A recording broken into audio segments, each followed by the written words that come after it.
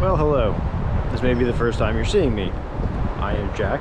I am the person behind this YouTube channel, and I wanted to do a video with my own face in it. Maybe talk about some of the things that I'm going to see today, like some people do on YouTube.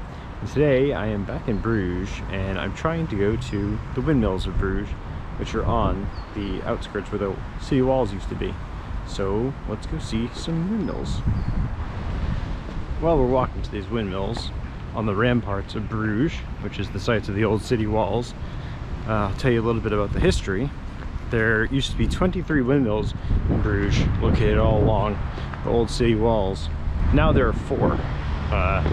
Only one is original to Bruges. Only one actually still makes flour, the same one. These windmills in the past were used for all sorts of things, for oil, for flour, for making different things that they needed a windmill for. And now 4 of them are just things we can go see. One of them, the one that still operates, is a museum, and you can go in and you can buy the flour of the windmill.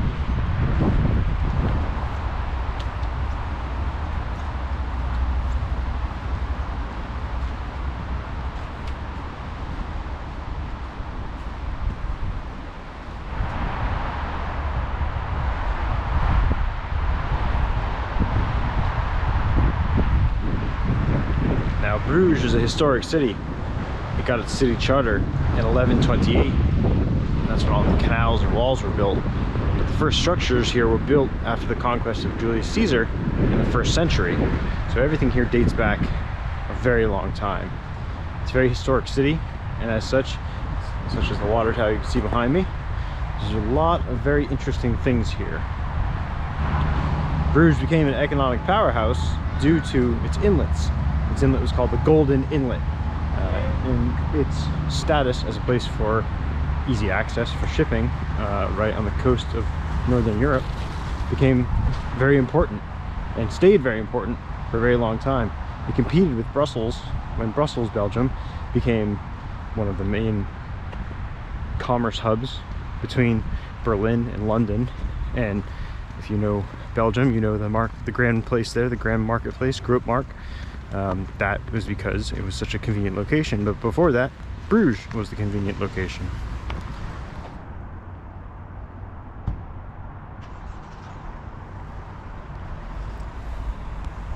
Around the year 1500, the Zwin Channel, which is that golden inlet that I mentioned, began to silt up, and boats couldn't get through it.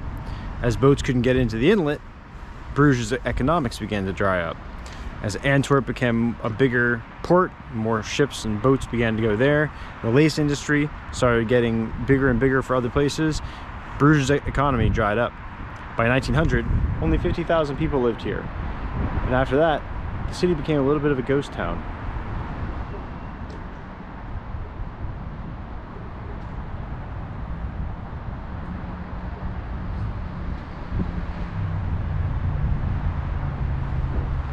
Now behind me is what's called the Koeleweimill, which is a corn mill that was built in 1765 and demolished in 1980 to build a road. It was in a town called Molenbeek, and Bruges bought the parts and rebuilt it here.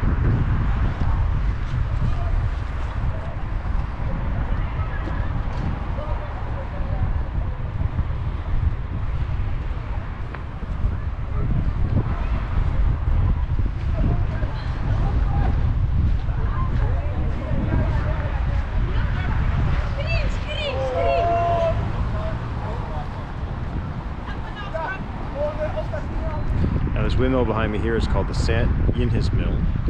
It was built in 1770 on the site of an old windmill named the St. John's Windmill for St. John's Hospital that was built in 1744. It's the only original windmill that still exists exactly where it was built. It is built on a beautiful spot.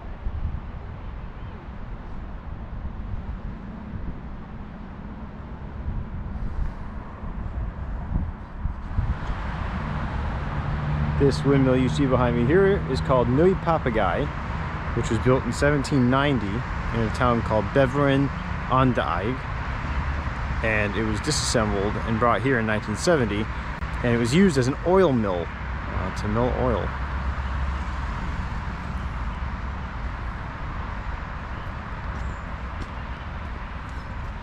It's named Nieuwe Papegaai, which means new parrot, because the very top on the right hand side there, you can see there's a parrot as the weather vane.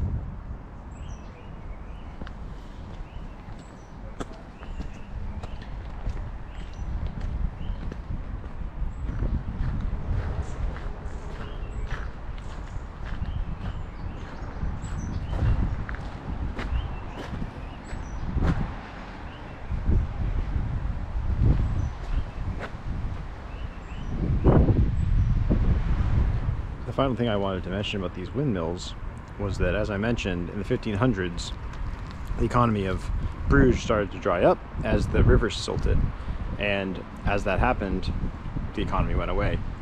In the early 19th century, this Bruges became a very popular tourist destination, one of the first real tourist destinations for people to come to, and it's capitalized on that. Hence all these windmills that have been rebuilt, and the canals and horse tours. You saw horses earlier, and it is a very cool town to come to as a tourist. There's a statistic that something like 80% of the people who live here or come here are tourists. 20% of the people in this population actually live here, but it is a very beautiful town, and I highly recommend it. And I appreciate you sticking with me through this windmill tour. I'm sure that I said some of these Dutch windmill names incorrectly, so bear with me as I learn. But yeah, come to Bruges.